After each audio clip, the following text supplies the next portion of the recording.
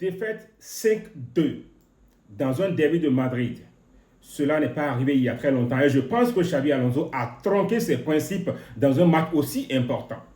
Tu ne peux pas remettre en cause un système que tu as mis en place depuis le début de la saison pour aujourd'hui arriver à donner ce résultat qui est pour moi inacceptable. Et j'espère, Xabi Alonso, que cette défaite te servira de leçon pour corriger le tir et revenir plus fort. Devant le FC Barcelone avec 2 points d'avance, Barça a désormais la possibilité de passer devant le Real Madrid dès sa victoire probable dès le match de demain.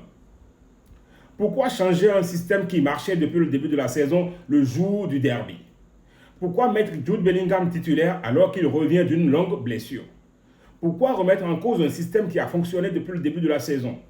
C'est le deuxième plus gros match depuis que Xabi Alonso prend le Real Madrid. La première fois, c'était contre le PSG, défaite 4-0. Et la deuxième fois, cette fois-ci, c'était contre Atlético Madrid, 5-2. Je ne crois pas que ces genres d'humiliation doivent se multiplier sous l'ère Xabi Alonso. Sinon, son mandat risque d'être écourté par Don Francisco Pérez.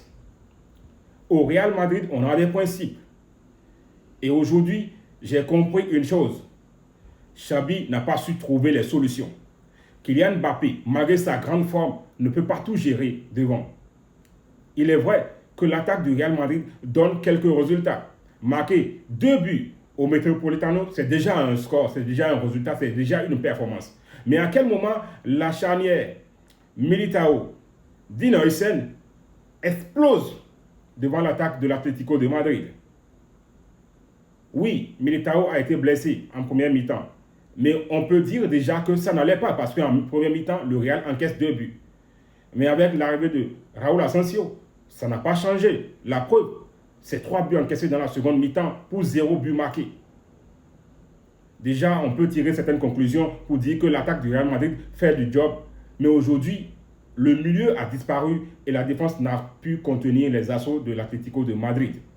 Le milieu a disparu parce que Xabi Alonso, tu as remis en cause tout le système que tu as mis en place depuis le début de la saison. Il fallait reconduire cette équipe qu'on a toujours vue. Et pourquoi pas mettre Mastantuono dès l'entrée du jeu. Aujourd'hui, nous savons que ce jeune, c'est un jeune très combatif. Tu le laisses sur le banc parce qu'il fallait titulariser Jude Bellingham. Pour moi, il est de retour d'une longue blessure, d'un traitement.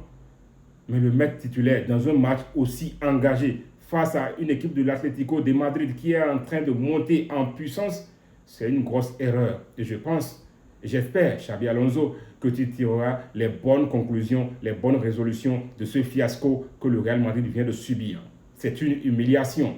Et ça, ce n'est pas le Real Madrid. C'est une humiliation. Et il va falloir se relever très vite. Et j'espère que cette défaite servira de leçon à toute l'équipe. Bravo aux attaquants, bravo à Kylian Mbappé qui a su tirer son épingle du jeu. L'objectif, c'est de gagner, ce n'est pas de faire des performances individuelles. Mais j'ai vu quand même que devant, ça essaye.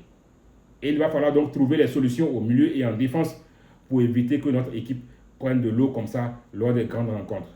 Ça ne ressemble pas au Real Madrid. À la Madrid, il y en a damas. Corrigeons les choses et revenons plus fort.